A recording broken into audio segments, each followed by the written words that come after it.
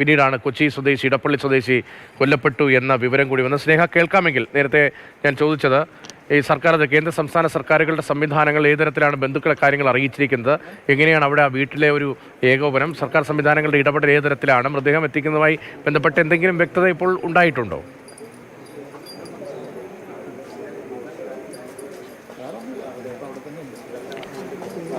രതീഷ്, നിലവിൽ ഈ കൊല്ലപ്പെട്ട രാമചന്ദ്രൻ്റെ മകൾ ആരതി എന്ന് വിളിക്കുന്ന അമ്മുവുമായി ടി സിദ്ദിഖ് നിരന്തരം ഫോണിൽ ബന്ധപ്പെട്ടുകൊണ്ടിരിക്കുകയാണ്. അങ്ങനെയാണ് ഇവർ സുരക്ഷിതരാണ് എന്നൊരു വിവരം ഈ നാട്ടുകാരും ബന്ധുക്കളും ഒക്കെ തന്നെ അറിയുന്നത്. ഈ സംഭവം നടക്കുന്ന സമയത്ത് രാമചന്ദ്രൻ്റെ ഭാര്യ ഷീല രാമചന്ദ്രൻ മുറിയിലായിരുന്നു. ഈ രാമചന്ദ്രൻ്റെ കൂടെ ഉണ്ടായിരുന്നത് മകളും അതുപോലെ തന്നെ ഈ ചെറുമക്കളും ഒക്കെ തന്നെയായിരുന്നു. നിലവിൽ അവർ സുരക്ഷിതരാണ്. നാളെ ഉച്ചയ്ക്ക് 2:30-ക്കുള്ള ഫ്ലൈറ്റിന് ബാംഗ്ലൂരിൽ നിന്നും ജമ്മു കാശ്മീരിലേക്കാണ് രാമചന്ദ്രൻ്റെ മകൻ അപ്പു പുറപ്പെടാനിരിക്കുന്നത്. അതിനുശേഷമായിരിക്കും മറ്റ് കാര്യങ്ങളൊക്കെ തന്നെയും തീരുമാനിക്കുക. നിലവിൽ അദ്ദേഹത്തിൻ്റെ മൃതദേഹം നാട്ടിലെത്തിക്കാനുള്ള നടപടികളൊക്കെ തന്നെ സ്വീകരിക്കുകയാണ് എന്ന് തന്നെയാണ് നമുക്ക് അറിയാൻ സാധിക്കുന്ന വിവരം. ഇപ്പോൾ നമ്മളോടൊപ്പം രാമചന്ദ്രൻ്റെ ബന്ധു കൂടെയുണ്ട്. നമുക്ക് അറിയാം, സ്വാഭാവികമായിട്ടും നമുക്ക് അംഗീകരിക്കാൻ അല്ലെങ്കിൽ ഭയങ്കര ബുദ്ധിമുട്ടുള്ള കാര്യമാണ്. അതെൻ്റെ അനിയനാണ്, എൻ്റെ അമ്മാവൻ്റെ മകനാണ്. അതുകൊണ്ട് തന്നെ ചെറുപ്പം തൊട്ട് ഓർമ്മ വയ്ക്കുന്ന കാലം തൊട്ട് അറിയുന്ന ആളാണ്. അതുകൊണ്ട് വളരെ ഞെട്ടലോടെയാണ് ഇത് കേട്ടത്. നമ്മൾ തീവ്രവാദം എന്നൊക്കെ കേട്ടിട്ടുണ്ടെങ്കിൽ ആദ്യമായിട്ടാണ് നമ്മളെ ഒരു ബന്ധു നഷ്ടപ്പെടുന്ന ആ ഒരു ദുഃഖത്തോടും ഞെട്ടലോടുകൂടി ഞങ്ങളിരിക്കുന്നത്.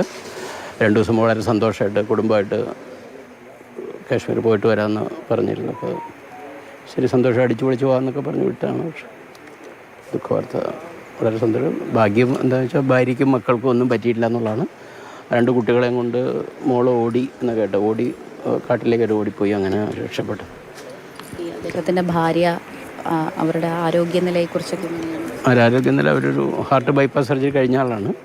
അതുകൊണ്ട് നടക്കാനില്ല എന്ന് പറഞ്ഞിട്ട് കാറിലിരിക്കുകയായിരുന്നു. കാറിലിരുന്നതും കുതിരപ്പുറത്ത് 2 കേൾക്കുന്നുണ്ട് കൃത്യമായിട്ട്. അപ്പോൾ കാറിലിരുന്നുകൊണ്ട് കൂടെ നടക്കാൻ പോയില്ല. അപ്പോൾ മകൾക്ക് കൂട്ടായിട്ട്, മകളും 2 കുട്ടികളാണ്, ഇരട്ട കുട്ടികളാണ്, അവർക്ക് കൂട്ടായിട്ടാണ് രാമേന്ദ്രൻ കൂടെ പോയത്.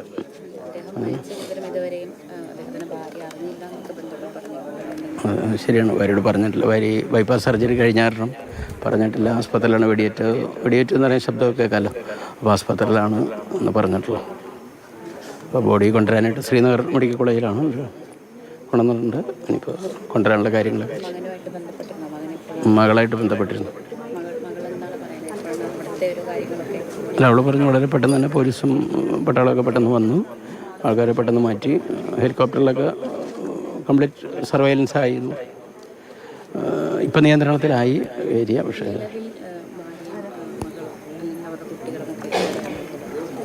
ആസ്പത്രിയിലായിരുന്നു, വിളിക്കുമ്പോൾ ആസ്പത്രിയിലായിരുന്നു. അതിനുശേഷം പിന്നെ ഞാൻ വിളിച്ചിട്ടില്ല.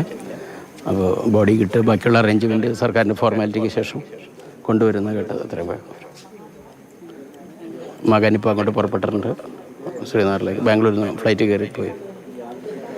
കാരണം നാടിനെ മുഴുവൻ നടുക്കിയിട്ടുള്ള നമ്മുടെ പൊതുവായിട്ടുള്ള പ്രവർത്തനത്തിലും നാട്ടിൽ സമാജത്തിന് പ്രവർത്തനം, ക്ഷേത്ര കാര്യങ്ങളായാലും നാട്ടിലെ പല കാര്യങ്ങളും, അസോസിയേഷൻ, അങ്ങനെ പല കാര്യത്തിൽ ആക്റ്റീവായിട്ടുള്ള ഒരാളായിരുന്നു. അതുകൊണ്ട് നാട്ടുകാർക്കെല്ലാം അതിൻ്റേതായിട്ടുള്ളൊരു ദുഃഖമുണ്ട്. എന്നാലും അദ്ദേഹത്തോട് അടുത്ത് നിൽക്കുന്ന ബന്ധുവിൻ്റെ പ്രതികരണമാണ് നമ്മളിപ്പോൾ കേട്ടത്. 2 ദിവസം മുന്നേ ജമ്മു കാശ്മീരിൽ പോയിട്ട് വരാമെന്ന സന്തോഷത്തോടെ പറഞ്ഞ വ്യക്തിയാണ്. പക്ഷേ തിരിച്ച് ആ വ്യക്തി വരുന്നില്ല. അതവരെ സംബന്ധിച്ചിടത്തോളം ഏറെ പ്രയാസമുള്ള കാര്യമാണ്, അംഗീകരിക്കാൻ ബുദ്ധിമുട്ടുള്ള കാര്യമാണ്, ഇപ്പോഴും വിശ്വസിക്കാൻ പ്രയാസമുള്ള കാര്യമാണ്. ഭീകരാക്രമണം എന്നൊക്കെ നമ്മൾ മാധ്യമങ്ങളിലൂടെ മറ്റും കേട്ടിട്ടേയുള്ളൂ. പക്ഷേ കൂടെ ഒരാൾ അതിന് ഇരയാകേണ്ടി വരുമ്പോഴുള്ള അവരുടെ മാനസിക ബുദ്ധിമുട്ടുകളുമൊക്കെ തന്നെ നമുക്ക് മനസ്സിലാക്കാൻ സാധിക്കുന്നതാണ്. ഏതായാലും അദ്ദേഹം പറഞ്ഞ വിവരമനുസരിച്ച് നിലവിൽ ആശുപത്രിയിലാണ്. അദ്ദേഹത്തിൻ്റെ ഭാര്യയും അതോടൊപ്പം തന്നെ അദ്ദേഹത്തിൻ്റെ അത്യന്തം ഹൃദയഭേദകമായ അന്തരീക്ഷമാണ്. പ്രതികരണങ്ങളൊക്കെ നമുക്ക് കേൾക്കുമ്പോൾ അറിയാം.